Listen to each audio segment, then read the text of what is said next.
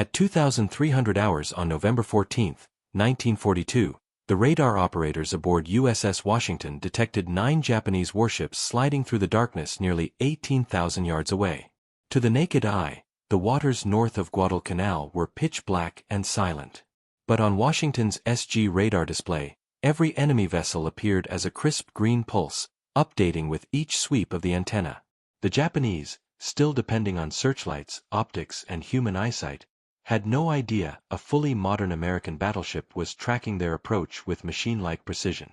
For more than a year, Washington's crew had drilled relentlessly with this cutting-edge radar technology. The SG surface search radar revealed ships at distances commanders once thought impossible. The Mark III fire control radar could lock onto a target and compute firing solutions even in total darkness.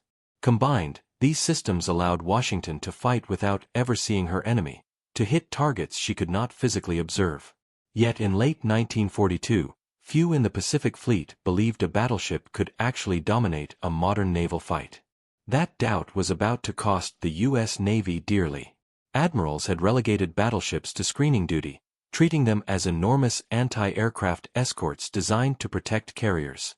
Official doctrine insisted battleships were relics, impressive but outdated machines, useful only for throwing up defensive flak while carriers carried the real striking power. Since Pearl Harbor, fast battleships had been tightly restricted. They were forbidden from seeking surface engagements and kept away from high-risk confrontations. Washington had crossed the Atlantic, operated with the British Home Fleet, shifted to the Pacific, and in all that time had never fired her main guns at an enemy warship. But tonight would break that pattern. Tonight, a single ship and a single admiral would prove that modern battleships, if used correctly and supported by advanced technology, could still dominate a naval battlefield. But first, the 3,700 men aboard Washington had to survive what would become one of the most brutal surface engagements of the Pacific War. The battleship itself was never the issue. Washington was a marvel of American engineering, the second North Carolina-class battleship, laid down at the Philadelphia Navy Yard on June 14, 1938. She displaced 35,000 tons standard, nearly 44,800 tons fully loaded. Her primary armament, 9 16-inch Mark VI guns housed in triple turrets, capable of launching 2,700-pound armor-piercing shells over 20 miles. Her armor belt reached 16 inches thick, her turret faces an astonishing 18. With 4 General Electric turbines generating 121,000 shaft horsepower, she could push through the ocean at 28 knots. She could fight, she could flee, and she could endure punishment. Yet, by the flawed logic of 1942 naval doctrine, she was considered too valuable to risk in the very battles she had been designed for. 3 nights earlier, the cost of that doctrine had been paid in American blood. Rear Admiral Daniel Callahan had taken Task Force 67 into these same waters to halt a Japanese bombardment mission. His ships, heavy cruisers San Francisco and Portland, light cruiser Helena, anti-aircraft cruisers Juno and Atlanta, and 8 destroyers, formed what should have been a formidable force. But Callahan lacked battleships. The U.S. Navy had only 2 operational battleships in the entire South Pacific, Washington and South Dakota. Both had been held back to guard the damaged carrier Enterprise, the last functioning American carrier left in the region. Doctrine demanded carriers be protected above all else. Battleships existed to shield them. And so Callahan sailed without the firepower he desperately needed. The result was carnage. In a chaotic night clash later known as the First Naval Battle of Guadalcanal, Callahan's task force collided with Vice Admiral Hiroaki Abe's bombardment group. The Japanese arrived with 2 battleships, Hai and Kirishima, the heavy cruiser Kinagasa, 2 light cruisers, and 14 destroyers. What unfolded wasn't a naval engagement, it was a close-quarters gunfight in near blindness. Ships exchanged fire at ranges so short crews could hear enemy guns firing. American and Japanese vessels shot into the dark, often unable to recognize friend from foe. Searchlights carved the night into blinding beams and deadly shadows. When dawn approached, the devastation was clear. Callahan had been killed on San Francisco's bridge by a 14-inch shell. Rear Admiral Norman Scott died aboard Atlanta, struck by American gunfire in the confusion. Destroyers Barton, Cushing, Laffey, and Monson were lost or sinking. Atlanta was dying. Juneau was torpedoed while withdrawing, taking almost her entire crew with her. A total of 706 Americans were dead. Japan lost only 2 destroyers, though Battleship High was left crippled and sunk by air attack the next day. At Pearl Harbor, Admiral Chester Nimitz read the after-action reports with deep concern. The Marines on Guadalcanal were barely holding. Henderson Field, the airstrip that made the island worth fighting for, was being hammered nightly by Japanese ships. And now intelligence warned of an even more powerful force heading south. Admiral Nobutake Kondo with the battleship Kirishima, for heavy cruisers, 2 light cruisers, and 9 destroyers. Their goal: obliterate Henderson Field and cover the landing of 11,000 fresh Japanese troops. If they succeeded, Guadalcanal would fall. The Marines would be overrun. The first American offensive in the Pacific would collapse into ruin. Nimitz confronted an impossible dilemma. Doctrine insisted battleships must never be risked without carrier protection. But Enterprise was still damaged from Santa Cruz, operating with a patched flight deck and a depleted air group. If Nimitz held his battleships back to guard her, Henderson Field would be destroyed, and Guadalcanal lost. If he sent them forward alone, they might be sunk, leaving Enterprise defenseless. Everything he had learned at the Naval War College told him this was the wrong move. Every war game he had studied suggested battleships operating alone at night were doomed. But the Marines were out of time. Nimitz made the most painful decision of his entire command. He ordered Admiral William Halsey to release the battleships, to send them forward alone, without carrier support, and let them fight the way battleships were meant to fight. Doctrine be damned. The officer chosen to lead this near-suicidal mission was Rear Admiral Willis Augustus Lee Jr. At 54, Lee hardly fit the image of a Hollywood naval hero. Born in the tiny community of Natley, Kentucky, he graduated from the Naval Academy in 1908. Short, round-shouldered, usually rumpled, Lee often looked more like a small-town mathematics teacher than an admiral. His uniforms never quite fit, he wore thick glasses, and his soft Kentucky accent made some officers underestimate him instantly. But beneath that modest exterior was one of the sharpest tactical minds in the entire U.S. Navy. Lee was a marksman of legendary skill. At the 1920 Olympics in Antwerp, he claimed 5 gold medals, 2 silvers, and a bronze across multiple shooting disciplines. He could place 10 bullets through one ragged hole at 1,000 yards. Ballistics to him were not calculations. They were instinct. Trajectories, wind drift, lead angles. He felt them the way a musician feels tempo. When he moved from rifles to 16-inch naval guns, those instincts came with him. A battleship's main battery was simply a much larger rifle. The principles were identical: determine the target's motion, lead it appropriately, compensate for wind and roll, then fire. Only the scale changed. But Lee's greatest strength was not just marksmanship, it was his understanding of technology. In 1942, most admirals saw radar as a useful accessory, a tool that might help spot contacts or supplement optical rangefinders. Lee saw something radically different. He saw the future of naval warfare. Radar meant a ship could fight through darkness, rain, smoke, and confusion. It meant targets could be tracked at distances completely beyond visual reach. It meant firing solutions could be computed with mechanical precision.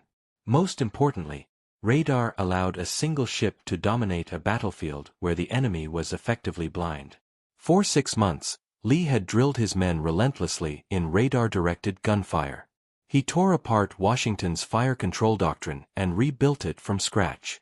The standard Navy procedure required radar operators to relay information through multiple intermediaries: a talker, a gunnery officer, gun directors, and so on. Lee cut out the clutter. His radar operators were wired directly to the gunnery officer and the gun directors. The radar plot officer could assign targets instantly.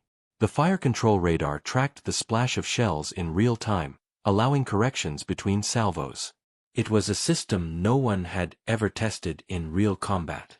Lee had shaped it through hundreds of hours of drills, refining, adjusting, sharpening it into a blade. Now he would learn whether it held up under fire. Lee's small formation became Task Force 64. It consisted of his flagship Washington, the battleship South Dakota, and 4 destroyers, Walk, Benham, Preston, and Gwynn. On paper, it appeared formidable, 2 of America's newest battleships with destroyer support. In practice, it was a hastily assembled force with almost no cohesion. South Dakota had only just arrived from the States after repairing bomb damage from the Battle of Santa Cruz. Many of her crewmen were green, fresh from stateside training. The destroyers had been pulled from various task groups and had never worked with the battleships before. There had been no joint exercises, no shared procedures, no chance to build teamwork. Lee had one day, a single day, to turn this patchwork of ships into a unified fighting force. The complications grew worse. Washington and South Dakota used different radio frequencies. Their inter-ship communication gear simply didn't match. Recognition signals were incompatible. Lee only discovered this after sailing. With no time to fix the systems, he improvised a communication plan on the move, relying on signal lamps and predetermined maneuver patterns because the 2 battleships literally could not speak reliably by radio. The destroyers faced their own grim prospects. Their 5-inch guns and torpedoes were ideal for close-range surface fights, but against Japanese cruisers and battleships they were badly outgunned. Their only real weapon was the torpedo, but to use it, they needed to close within 10,000 yards, well inside the killing range of Japanese heavy guns.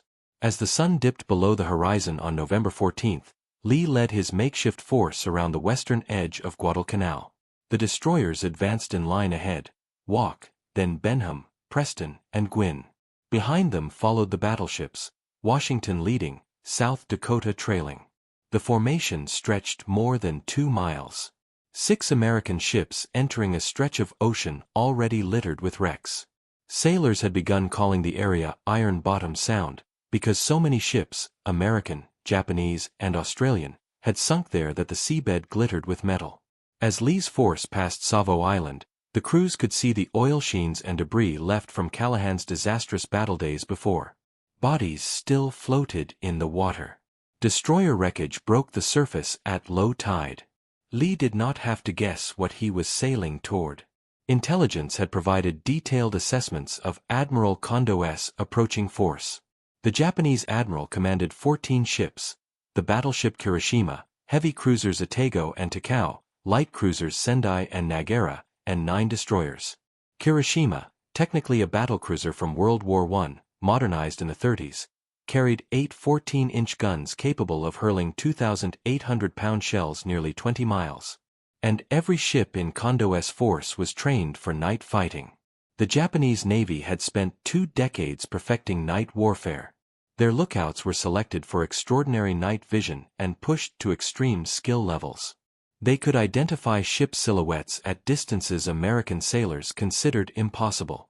Their searchlights and star shells could turn night into blinding daylight. Their torpedo doctrine was unmatched. Their Type 93 Long Lance torpedo, the deadliest torpedo of the war, could run 12 miles at nearly 50 knots with a massive explosive warhead. A single hit could shatter a cruiser. 2 or 3 could bring down a battleship. Again and again, from the Java Sea to Savo Island to Cape Esperance, the Japanese had proven their mastery of night engagements. American sailors feared the dark. The night belonged to Japan. But tonight, Lee had something the Japanese did not even suspect: radar, and the knowledge to wield it with surgical precision. As Task Force 64 slid into the Sound, Washington's radar rooms lit up with contacts.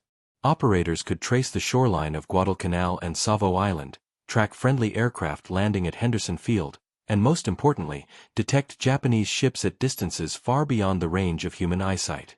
At 22:52, Washington's radar picked up the first enemy vessels, Japanese destroyers screening ahead of the main force, 18,000 yards out and closing steadily.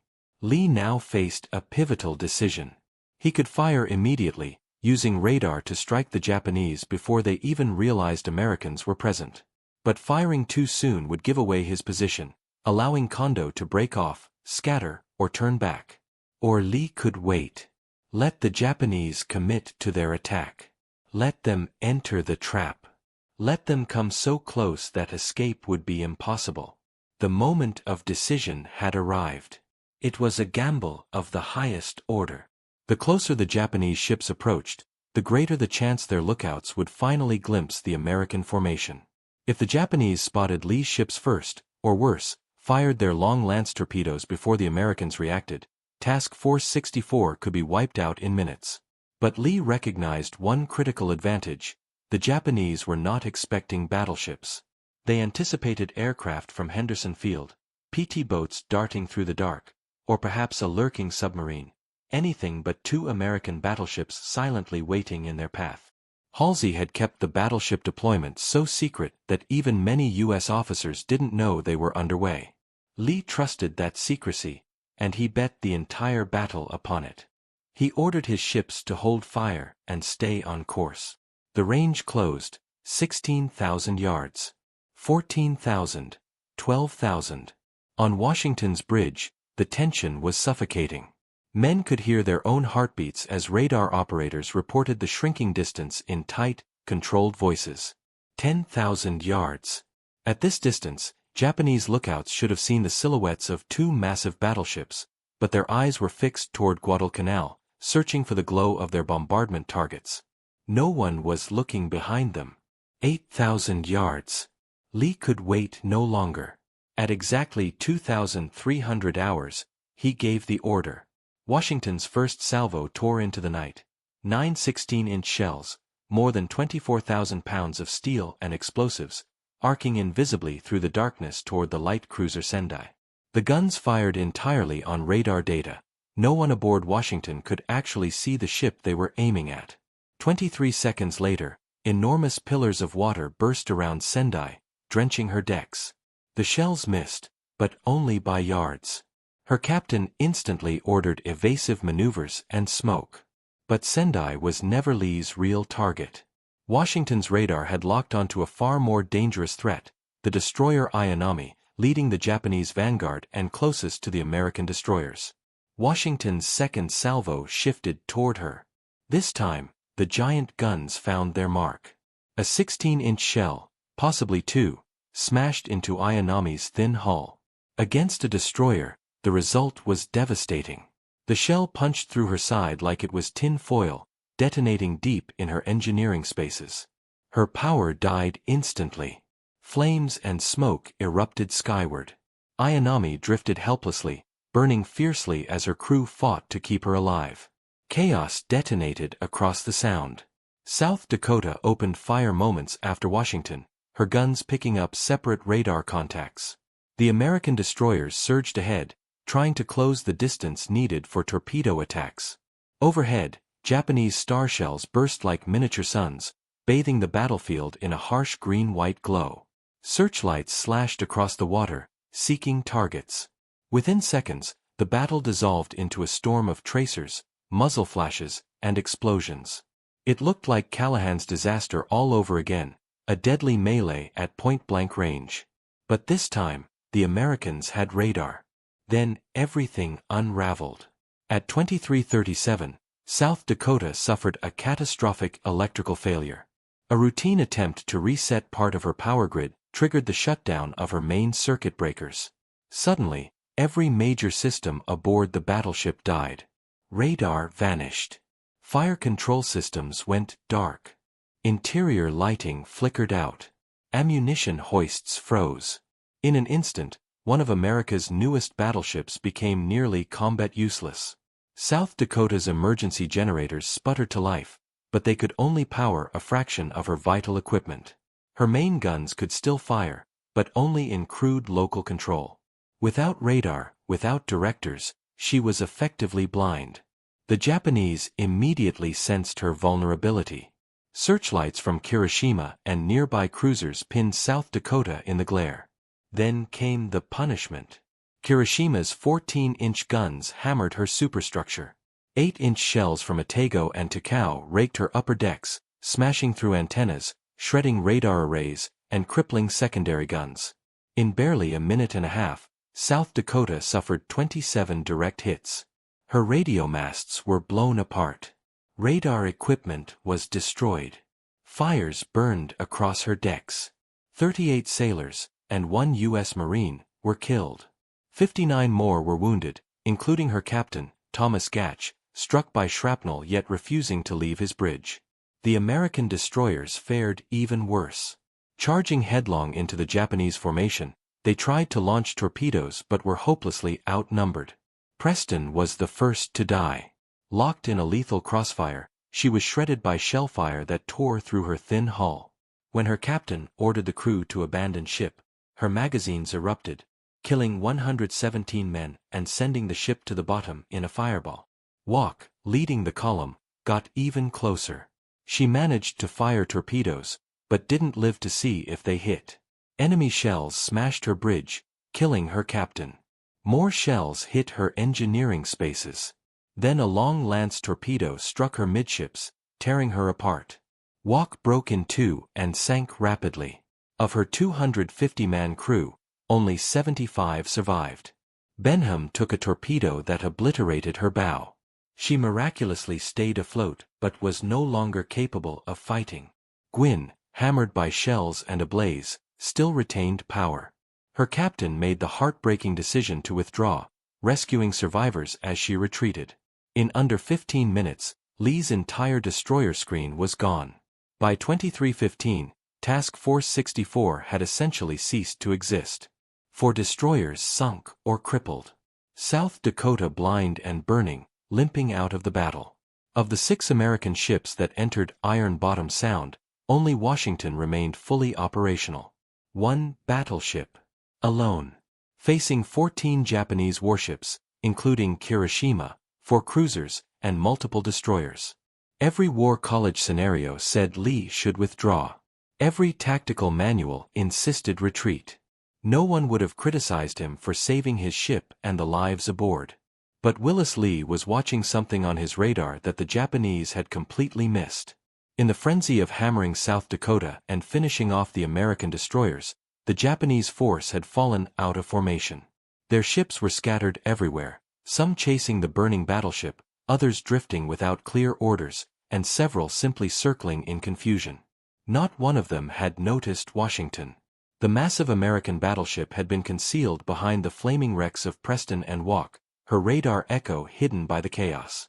Lee suddenly realized he had a window of attack, but to use it, he would have to break every traditional rule of battleship warfare. He would need to charge head-on into an entire enemy fleet alone. Then he gave the order that would forever define his legend: radio silence. No lights. No signals. Ahead flank. Course 030. Washington surged forward at 26 knots, knifing into the Japanese formation like a ghost. Her radar crews whispered distances as they tracked enemy ships unseen: 15,000 yards to Kirishima, 12,000 to Otago, 10,000 to Takao. Still, the Japanese had no idea she was there. Their searchlights stayed fixed on the dying South Dakota. Lookouts, blinded by their own gun flashes, were watching the wrong patch of ocean. At just 8,400 yards, almost knife fighting range for battleships, Lee ordered Washington to open fire. 9 16-inch guns thundered as one. The first salvo straddled Kirishima. The next smashed directly into her. Then another. Then another. In only 7 minutes, Washington unleashed 75 16-inch shells. At least 9, and possibly closer to 20, pounded into Kirishima. The blows were catastrophic. Armor plates meant to stop cruiser rounds simply peeled open under the mass of Washington shells. One destroyed the forward turret, killing the entire crew instantly. Another detonated in the engine rooms, wrecking turbines and boilers. A third ripped open her hull below the waterline. Water flooded in uncontrollably. Her steering jammed, locking her rudder. Kirishima began spinning helpless circles, burning from bow to stern. Washington's 5-inch secondary battery joined the punishment. More than 100 shells tore through her pagoda mast, smashed equipment, and sent glass and metal scything across her decks. Captain Iwabuchi stayed at his post despite shrapnel wounds, trying to salvage the unthinkable, but the fight was already decided. Kirishima was dying. Admiral Kondo, seeing his flagship engulfed in fire, realized too late that he had walked into an ambush. He didn't know how many American ships were firing. Washington's blows were so overwhelming he assumed multiple battleships were hitting him. His cruisers Otago and Takao swung their searchlights toward the flashes, finally illuminating Washington.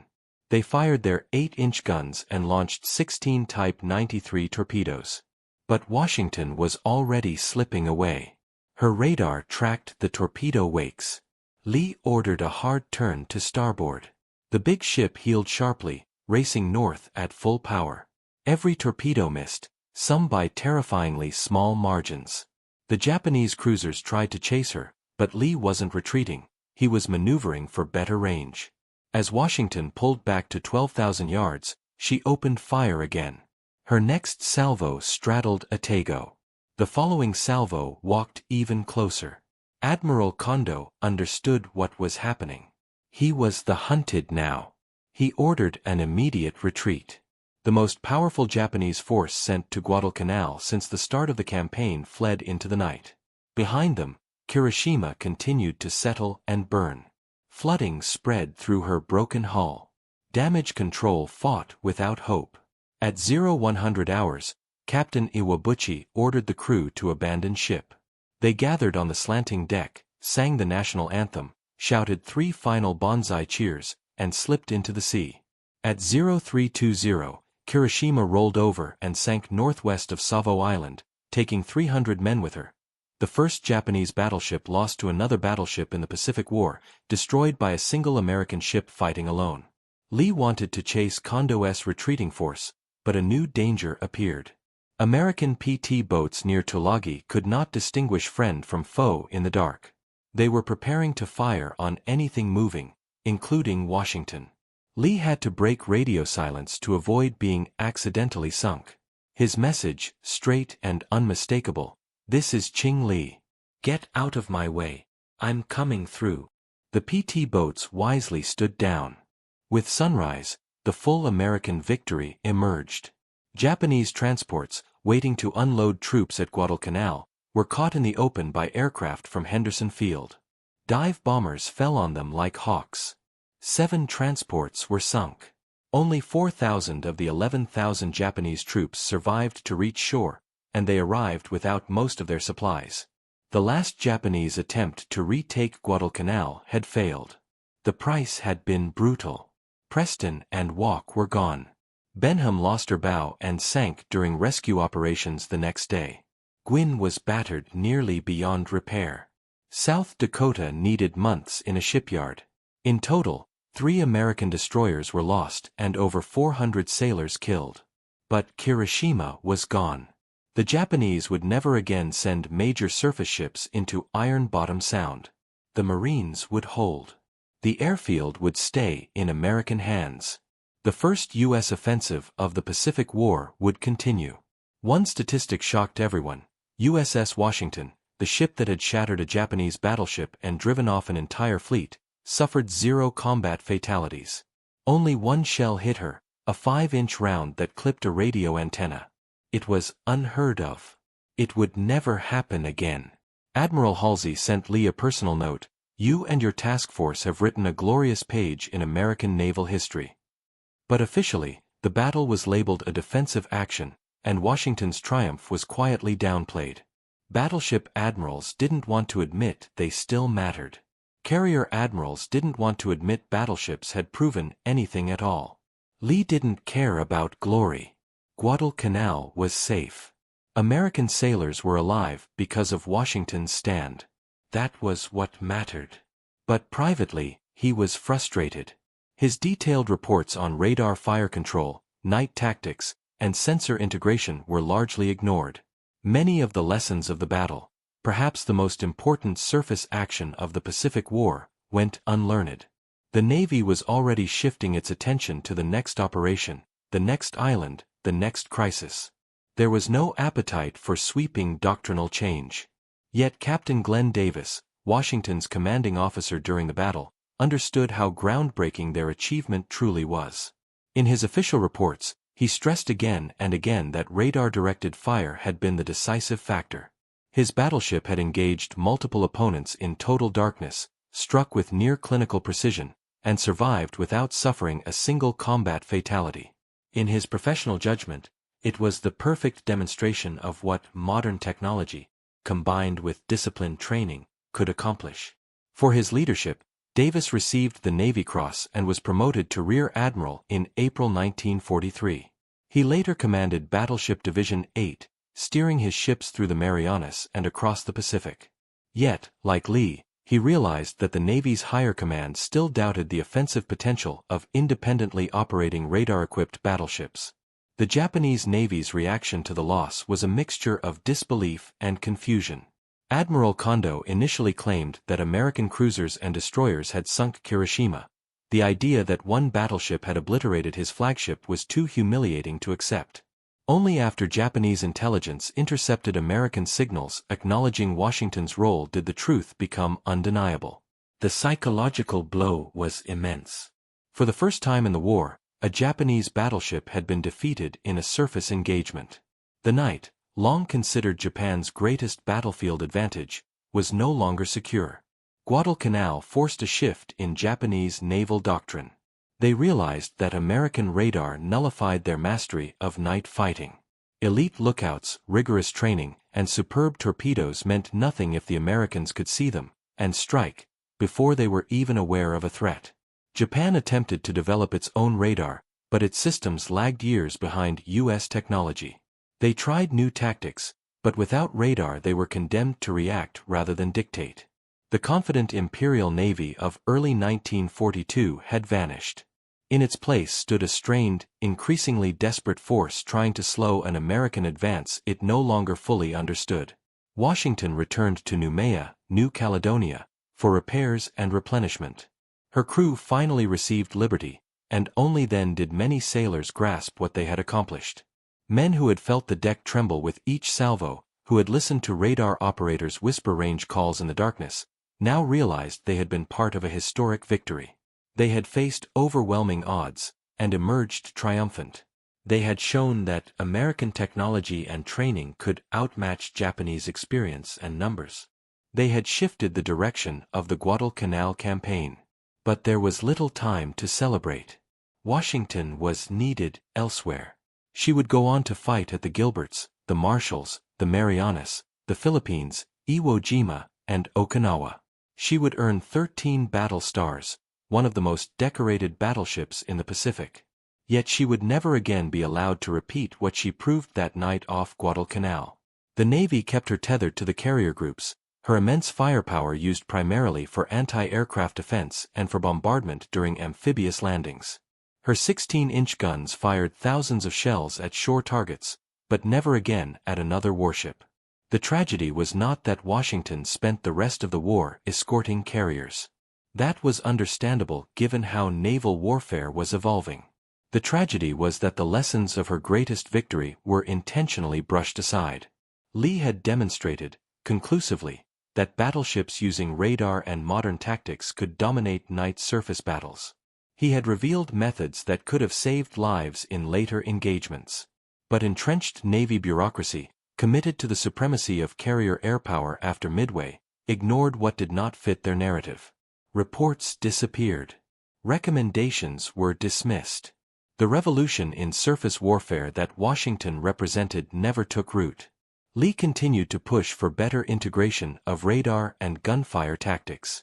In 1944, he became Vice Admiral and commander of the fast battleships, 6 of the finest capital ships ever built.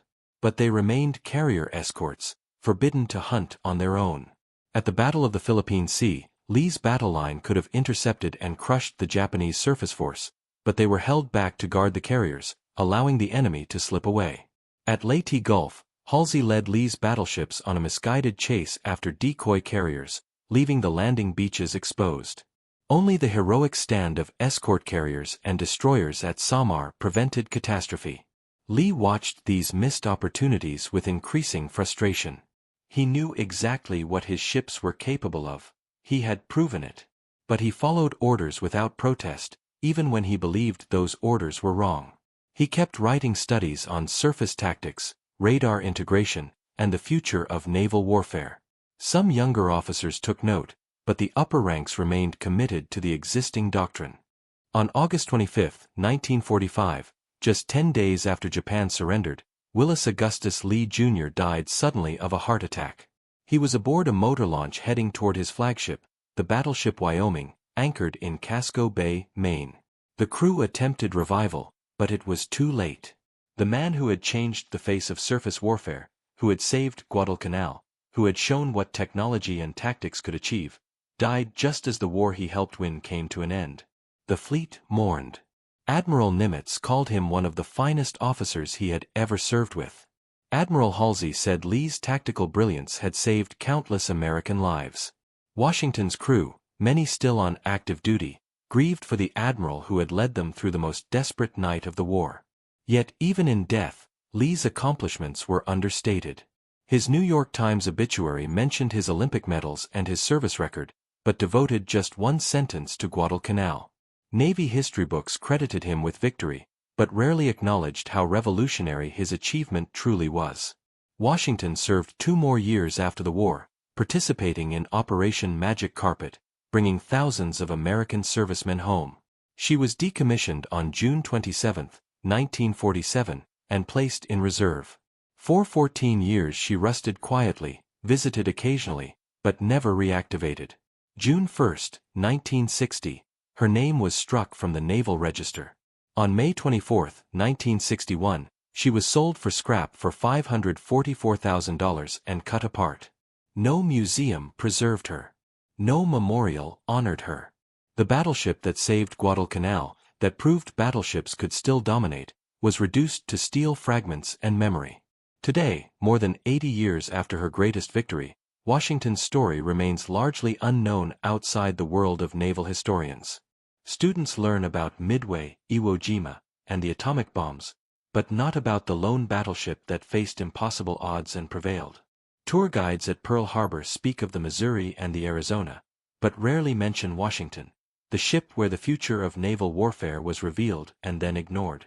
Yet Washington and Willis Lee left a legacy deeper than most realize. The Aegis combat system that protects modern U.S. warships is a direct descendant of Lee's radar fire control. The integration of sensors and weapons he championed is now the backbone of naval combat. His principles, engaging beyond visual range, using precision and technology to counter numbers, striking where the enemy is blind, form the basis of every modern naval doctrine. Lee did not live to see it, but his vision became the future of naval warfare. Every American destroyer, cruiser, and carrier that sails the oceans today still carries echoes of Washington's triumph at Guadalcanal. The irony is sharp. Willis Lee had been right from the beginning. Radar-equipped battleships could have ruled the night and dominated surface warfare if the Navy had truly embraced their potential. Countless lives might have been spared. Several battles could have ended far more decisively. But institutional stubbornness and bureaucratic tunnel vision blinded the Navy to the lessons Washington had already written in Fire and Steel. And by the time the service finally recognized what Lee had proven under combat conditions, the age of the battleship was already closing. Missiles, jets, and a new style of warfare had taken over. The revolution Lee set in motion simply arrived too late for the ships he had devoted his life to. There is one more extraordinary piece of the Washington story, a detail almost unbelievable yet absolutely true. Across her entire combat career, from the cold Atlantic to the burning Pacific, across 13 major actions, USS Washington never lost a single crewman to enemy fire. Not one. There were accidents, medical emergencies, and the tragedies of routine service, but in actual battle, under fire from enemy guns, torpedoes, and aircraft, not a single sailor was killed. No other major warship from any navy in World War II can claim this. This pristine combat record speaks volumes about the professionalism of her crew, the resilience of her design, and above all, the tactical brilliance of Willis Lee, a commander who understood that the best defense was absolute, overwhelming offense. His doctrine was simple: see first, fire first, and end the fight before the enemy could answer back. When you consider what Washington endured, the achievement borders on miraculous. At Guadalcanal alone, she survived torpedo attacks, heavy cruiser broadsides, and a near hit from Kiroshima's main guns. In the Philippines, she weathered constant air raids, including kamikazes. Off Iwo Jima and Okinawa, she fought under relentless threat. Yet through every bombardment and every airstrike, her crew walked away unharmed by enemy action. This was not luck. It was the result of disciplined training, superb damage control teams, and Lee's insistence on engaging from radar range, striking from shadows where the enemy couldn't see her. Washington's legacy forces us to confront uncomfortable truths about military innovation. Time after time, the U.S. military has rediscovered lessons it had already learned.